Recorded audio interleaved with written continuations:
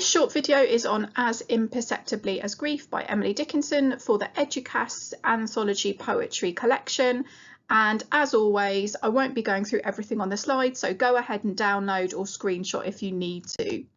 So simply, Dickinson is using that moment at the very end of summer, just before autumn begins, to explore changing emotions, especially the idea that grief changes over time.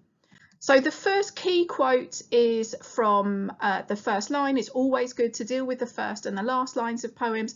And this time I've broken that first line into two key quotes. So we have as imperceptibly as grief, the summer lapsed away. And the second part of that first line simile is where Dickinson is beginning to set out her overall meaning, that change means something is different, that it's not any better or any worse.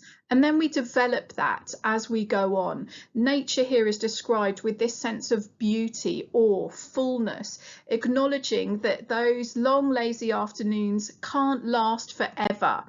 And so we see nature personified as this woman who is isolated, often like Dickinson herself, enjoying these summer afternoons. And then we get, as we approach the end of the poem, we see the change. We have sunset, we have dusk, we have morning. And remember that homophone of morning and morning.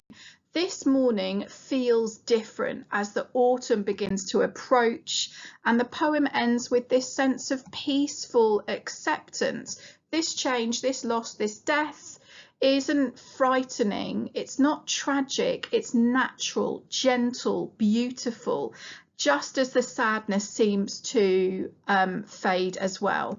And then very quickly, just a reminder that with Eduqas, the anthology requires you to talk about context. So here is some of the context that you could include for Emily Dickinson.